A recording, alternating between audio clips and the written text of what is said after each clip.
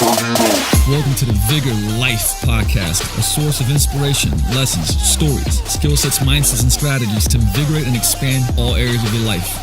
Let's go. Hey, what's going on? Coach Luka back here with the Vigor Life Podcast. I've been having a little bit of I would say, in and outs, traveling a lot, speaking a lot, doing a lot of things. So the podcast is, we're still keeping it as frequent as we possibly can during these times. But, you know, with that said, because like I said, I just came back from speaking at WarriorCon with, I think there was about 650 people. I wanted to bring up and talk about something that I think is honestly one of the most important things. If you're, let's just say if you're a business owner, but if you're a human being, because let's be real, conversations are the most important thing when it comes to being able to relate and communicate a message, or, you know, influence or convince or, you know, sell or help somebody do something, right? So today we're going to talk about ways for, it's going to be two sides of it. One is going to be 7 different ways to have a better conversation. Actually, I'm probably going to throw in other tidbits that kind of pop up in my head, you know, apart from some of the notes that I have. But on the other side of it is going to be, you know, things that are going to help you speak better and have people listen to you. Because the thing is, like, in this world, we are so, honestly, like, here's a crazy statistic, right? There was a study done with 10,000 American adults, and was found is that we're more polarized and divided than ever in history, and we're not listening to each other, right? So we make decisions on where to live, where to work, you know, who to marry, you know, on based on what we already believe. So we're not really listening to each other. And I have you consider that, you know, even think back as to like the last conversation that you had, you know, how focused you were on actually listening to the other person. And, you know, because conversation requires a balance between talking and listening. And somewhere along the line, look, we pretty much lost that balance. And, you know, part of it is due to technology. And, you know, obviously, look, I'm one of those people that, like, technology can be fantastic, you know, but it can also be detrimental. And here's a crazy statistic that, you know, a third of American teenagers send 100 or more texts per day. You know, I may even fall in line with that. So, you know, when I'm saying that, it just shows that people are more likely to text than talk face to face. And that's the problem. It's like using text, using, you know, platforms like Instagram and Facebook and things like that. I don't think there's anything wrong with that. Matter of fact, I mean, I use it heavily for, you know, communicating with audiences and obviously using it for marketing and putting value and content in the marketplace. But it's still, you know, when it derails the face-to-face communication and conversation, that's when it becomes a problem, right? So conversational competence, and, you know, I talk about competence in the context of coaching, right? Like, and all these things fall under coaching, right? We talk about, you know, understanding exercise science and program design and nutrition and you know, movement competence and, like, you know, FMS and I mean, I could keep going on, right? That's all competence, but conversational competence is it's honestly, I think, one of the barriers to being able to, it's like bridging the gap, being able to, you know, to help somebody actually do the things that they must do to succeed with whatever the goal it is, if it's business coaching, if it's, you know, obviously training, nutrition, whatever it is. But I think it's one of the, you know, it's the single most overlooked skill that we teach. You know, and let's look at it just from kids' standpoint, right? Kids spend hours a day engaging in ideas and conversation through screens, but rarely do they have an opportunity to hone their interpersonal communication skills, right? So that's the crazy part about it. We talk about deliberate practice, and there's a lot of deliberate practice, you know, looking into a screen, but there's very, very little deliberate practice of actually, you know, doing it face to face. And it might sound like a funny question, but is there any 21st century skill more important than being able to sustain a coherent, confident conversation?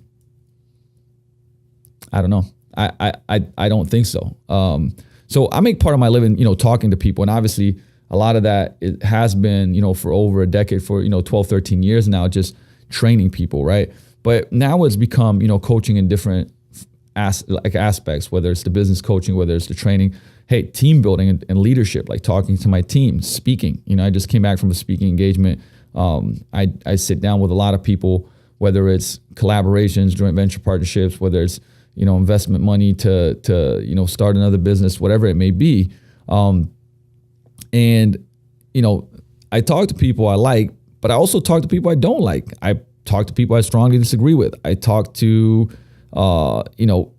people that maybe I barely know or just met, or some people that I know more, right? But no matter what it is, my goal is to have a great conversation with them. Now, when I do this podcast, like for me, a lot of all of these things is learning, right? Because I'll go and study, like I'm studying this heavily now, but also as I'm shooting this podcast, I go do my research so that I can get better at this. So as I'm doing this, part of it is learning and teaching. But, over the years, I've definitely, I would say, developed that skill. And I spent a lot of time face to face, because once again, we talk about, deliberate practice. Like you don't get better just practicing. It's deliberate practice. It's focused. Like you're actually taking the time out to get better at something. And what we're going to do today, I'm going to give you some tips on how to be better at conversations that you can actually apply, meaning that you can, as you go into a conversation today, face to face, you can actually use this and get better. So, how to talk and how to listen. There's a lot of advice and even stuff that I've said in the past, on how to listen well, from looking a person in the eye, nodding, smiling. And if you're looking at the camera, right, you can kind of see what I'm talking about, summarizing what you heard, and forget about all that. It's all shit. And I wouldn't say it's all shit, but, there's no need to try and show you're paying attention when you're in fact paying attention, right? That's the biggest kicker, right? We talk about, there's no tactics that you actually need to prove that you're doing that. If you in fact are paying attention, and everything, your body language will speak that, right? And I'm gonna just show you some things on how to have a better conversation and learn how to have a conversation without wasting your time, be bored or offending anyone. And the truth is, like, awareness is a big thing. So as we go through these, as I was studying these, as I was learning these, like I also notice when I do this in conversations, and some of the ones that I'm going to talk about, they come up because it's something that I do. But like I said, awareness is the first step. And, I've talked about this before as far as like the 4 stages, right? First, there's unconscious incompetence, right? So that's the stage where you don't even know that you're doing something that's messing you up. In this case, in the conversation, some of the things that we'll cover. From there, it goes to conscious incompetence, meaning like you start catching yourself like, oh shit, I just did that. Ooh, I interrupted our conversation. I asked them something before they even stopped talking, right? So that's conscious incompetence. You start becoming aware of the dumb shit you're doing. I'm just gonna explain it that way. From there, it goes to conscious competence. Like you're deliberately training, catching yourself and doing the right thing, right? You're training this new skill and you're competent at it, but like you have to really, it takes a lot of energy because you have to be conscious and like you have to catch yourself and be aware. And then from there, it moves into unconscious competence, meaning like you have a great skill sets that you developed. You don't even have to think about it. It's a habit, right? So, with that said, I know that you've had conversations before. We all had where, left engaged, inspired, like fired up, really connected. Like that's one of the things that, like for instance, when I come from Oreo event or from one of my events and people go like, man, I felt I left that conversation, like just really connected to that person. Like we really gelled, right? But that's, or maybe perfectly understood. Like when you were talking about something that, I don't know, was painful, meaningful, important to you, and you felt like you were understood, right? Everybody's had that conversation. Everybody's left a conversation like that and going like, wow, that was like, man, that was powerful. It was fire. Well, that's the thing. Okay. So how do you have more of those conversations? Like maybe not every single one of them, but like, how do you have more of those conversations? Because I'd have you consider that if you have more of those conversations, one, life just becomes better. Like that's where, connecting and human relationships are the highest reward, which by the way, if you've studied this, like even if you were to be happy and like, if you were doing work that matters to you, like meaningful work, right? And you were healthy and, you had money and you had all these things, but you took away like all the human relationships, you'd be unhappy, right? Human relationship is the highest reward for our brains, right? It's the highest reward for our brains because once again, like how do we, how do we evolve and be able to beat out other, animals essentially, and or other tribes as well? Well, because it was community, it was working together, right? It was the collective. And that's why we have such a huge reward center in our brain for relationships, connection. And so, as I'm bringing this back, like this could be a conversation about like, hey, how do you help somebody that you're coaching, feel like they're more understood, feel empathy, and then end up doing the things that they should be doing to get results. Like that might be one of the things. But beyond that is just being able to have deeper connection, which is such a big part of a rewarding and fulfilling life. Okay, so with that said, let's dig into some of the things that help, I would say, create great conversations. And number one is don't multitask, right? And that doesn't just mean, setting down the phone. Okay, but which, by the way, one of the things is like setting down the phone. All right, now I also do this, by the way. So I'm gonna like give myself a smash in the face, but I've gotten better at it. Is when you go to a restaurant and you set down the phone, but it's like, it's still by your side, right? I would strongly suggest you just put it away completely, or even worse. I think Simon Sinek said this one time. Keeping the phone open so when there's somebody's calling, you look at the phone, and you go like, I'm not gonna get that, right? As if you're doing somebody a favor, right? Like, so you want to just put it away, not even have it be in the vicinity. But it's not just that, right? It means being present, being in the moment.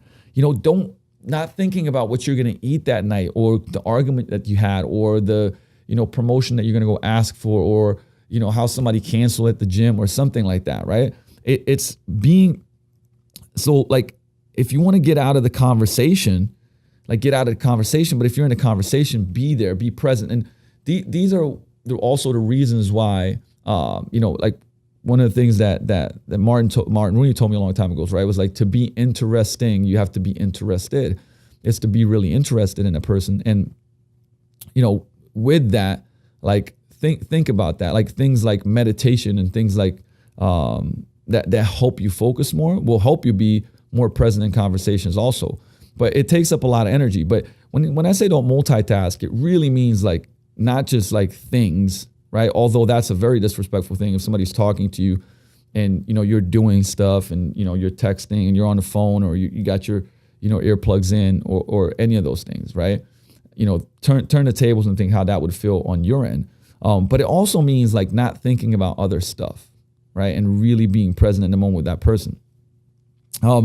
Number two is don't pontificate on things. So if you wanted to state your opinion without an opportunity for like argument, response, feedback, constructive criticism, if that was the case, then the best thing to do is, write a Facebook post or a blog or something like, well, actually, you know what? Facebook posts, people can comment on it. But nonetheless, like if you, don't pontificate if you don't want to have an opinion coming back, right? So enter every conversation assuming that you have something to learn. Man, this is like so important, right? This is one of the kind of the most powerful, I'd say, statements, right? But like, I think this was Eb Scott Peck. Yes, Eb Scott Peck was the one that said, true listening requires a setting aside of oneself. And that means like setting aside your personal opinion. And if you ever think about like how you come into a conversation and you're steadfast on like this opinion that you have, like you're almost like, a pundit, like you're predictable, like there's no budging you, right? Like you're just steadfast in like what you believe in, and like you're not open to anything. And with that one, it's very difficult to have a conversation and it's boring, right? And, assume that you have something to learn, right? I think that's probably the best sentence that I can put, that like assume that you have something to learn, right? I think I love Bill Nye's shows and like Bill Nye's books, but Bill Nye said everyone you ever meet knows something that you don't. And if you approach a conversation with kind of like that frame, then the other person always becomes interesting and you're trying to learn, right? And so pretty much like, everyone is an expert at something. I think that so many times we put ourselves into these boxes and containers and we meet people and we forget that like everyone is really good at something. They have their own experiences, their own wisdom, their own things that they're great at.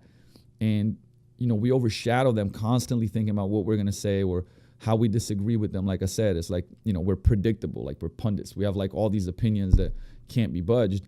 And because of that, we can never have a great conversation, right? It's like two people butting heads and and trying to, I don't know, it's like yelling at each other, really, even if internally, and like going separate ways, and nobody learned anything about each other. Nobody kind of gained any wisdom from each other. So, think about that. And that's a very, very important point.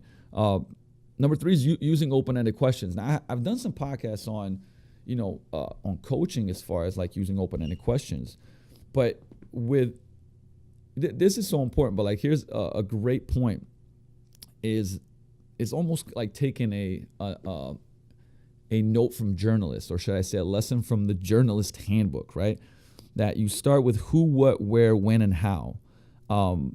And the thing is, it's like if you put a complicated question, you'll get a simple answer. But for example, like, were you terrified when that happened to you? And what people will do is they'll just answer, they'll focus on the word that stands out, which is terrified, or should I say it's the most powerful word, and they'll just respond, yes or no, or yes, I was, no, I wasn't, were you angry? Yes, I was, did you like it, right? I mean, it's a yes or no answer.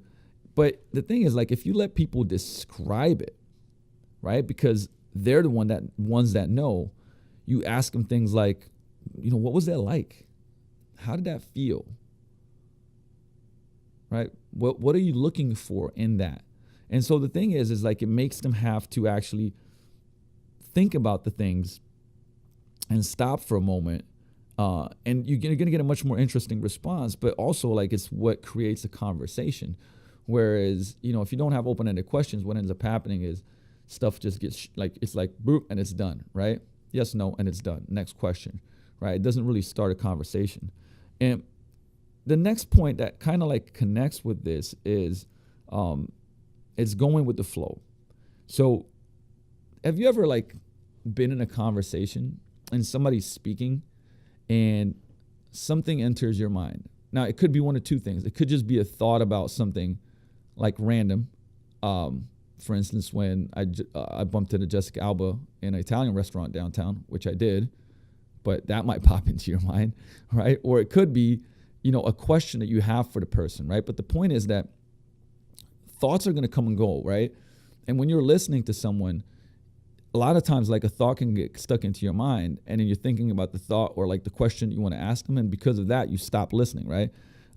And if you think about that, so like stories and ideas, they're going to come to you. You need to like let them come and let them go, right? Because otherwise you get, and I've seen people like when that happened to them and they stopped listening to what I was saying. And I know I've done that many times before, right? But if you kind of become aware of that things are going to come and go, and just don't let them get stuck in your head, and you go with the flow, you're going to be much better off, right? And next thing is actually one of the things that I teach my coaches, and I think this is crucial, and it's not knowing, right? If you don't know something, say that you don't know it, right? That's so crucial, right? Like for instance, like people on the radio or TV are a little more aware because they're on the record. Although I'll say that that's become less and less because, people still say a lot of dumb shit. And even though they're on TV or whatever, right? But always err on the side of caution, right? Talk should not be cheap. And if you don't know something, don't pretend like you know it, because it actually makes things worse. I think too, like that, what we found is like with coaching is that people appreciate the honesty of you going, you know what? I don't know that. And like, that's kind of like my go-to approach is if I don't know something, I'm like, you know what? I don't know that. Let me go ask Dan. Like Dan might know this, right? So Dan Swinsko, if we're talking about some type of injury or nagging thing that's going on, I'll take a person over there and we'll discuss. And sometimes he might not even know it, right? Like, and then we're like, you know what? But we're going to dig in and find out. And guess what? I legitimately am going to go and find out. And people love and respect that. I mean, this is just a, example of in the gym, because it rings so true, because we've had that happen so many times. I mean, I remember one time Jay Wong was like in an orientation and a client was asking him something when they were going through orientation, and Justin was like, you know what? I don't know that. Let me go and ask Luka. he brought me over, and they were so appreciative of the fact that, that he wasn't just saying some, oh yeah, you can do this, right? Because obviously our ego and our insecurities make us want to, know everything, right? We want to pretend like we know everything. So we just say like, yeah, this is what it is. So if you don't know something, say that you don't know it.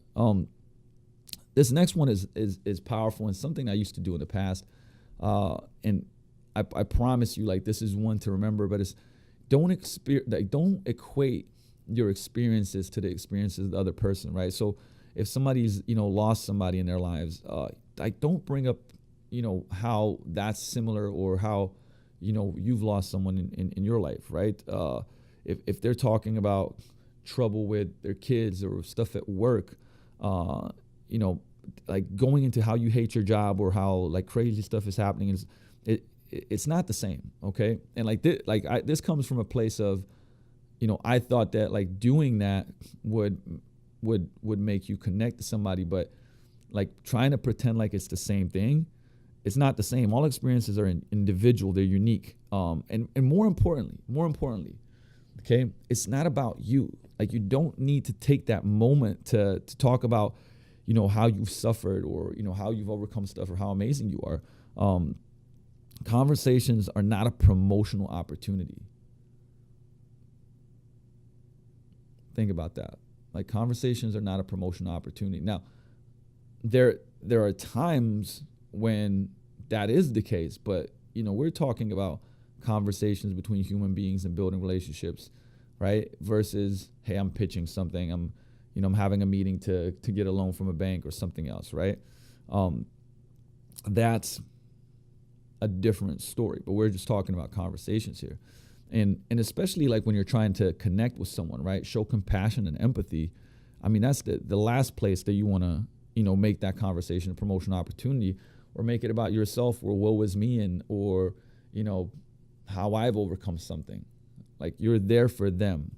And with that said, like, try not to repeat yourself. Now, repeating yourself has actually, later on when I touch on this, when you're speaking and having a conversation, there's a point to repeating yourself.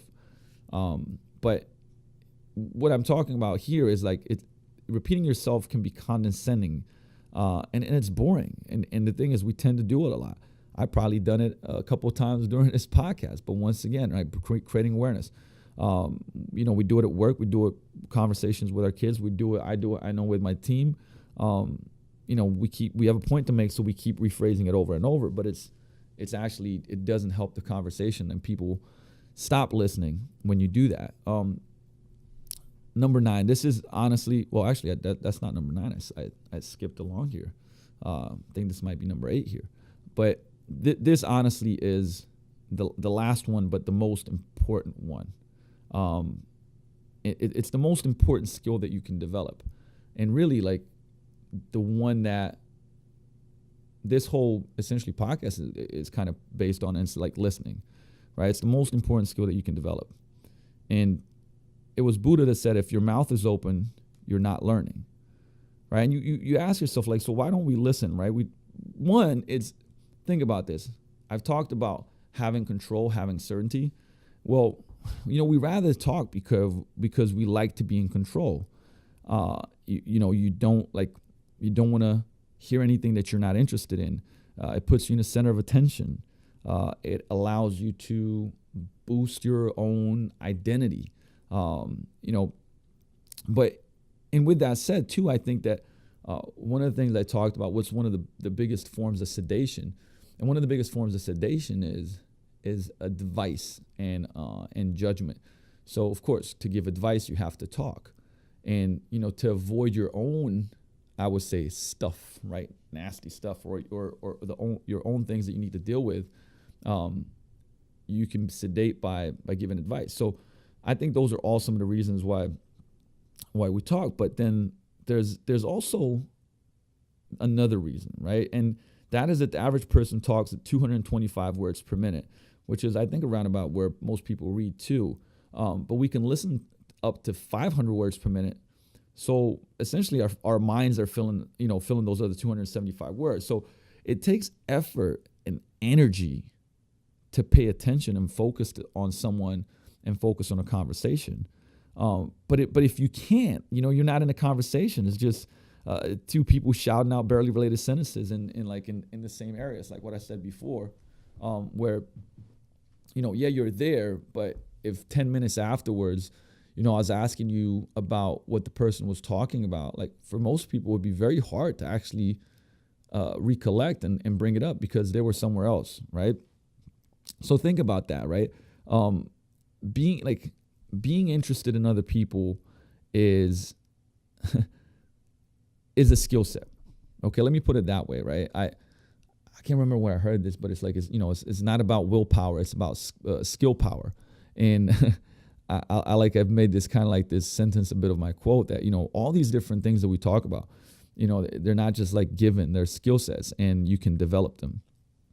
So if you start assuming that everyone has something hidden, something amazing about them, that they're an expert at something, keep your mind open and always be prepared to be amazed.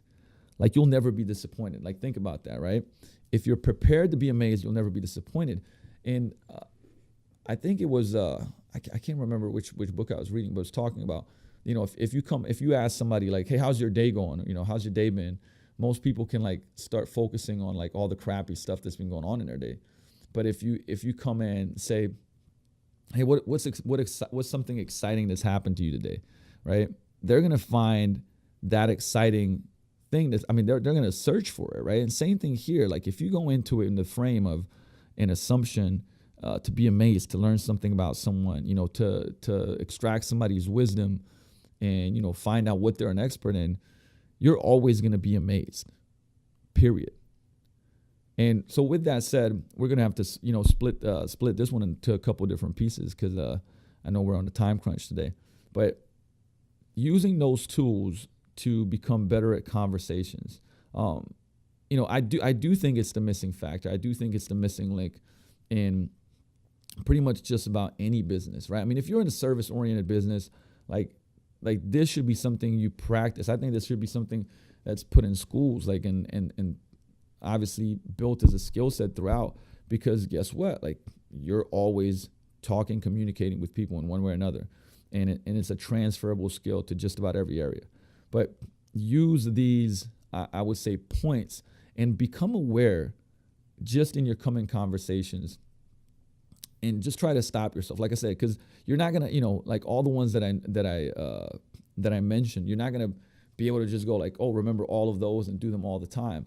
But the whole point is to start becoming aware of each one of those and and then deliberately practicing to get better at it. And I promise you that a lot of things in life become better. One, you build deeper relationships. You get to know more about people. You learn more, right? You actually are able to, I would say, influence people in a positive direction as well, because once again, empathy, vulnerability, people opening up and actually being able to take what you're speaking on, which we'll touch on in the next time, but take what you're speaking on and rolling with it and actually applying it. So with that said, Coach Luka is going to be out. As with anything, if you do not apply this, it doesn't matter, right? All these podcasts are meant to be, hey, if there's a nugget, extract that nugget, apply that nugget, and every week just become better, right? So instead of us, it just being rah-rah and like, go do it, you can do it, right? It's not about that.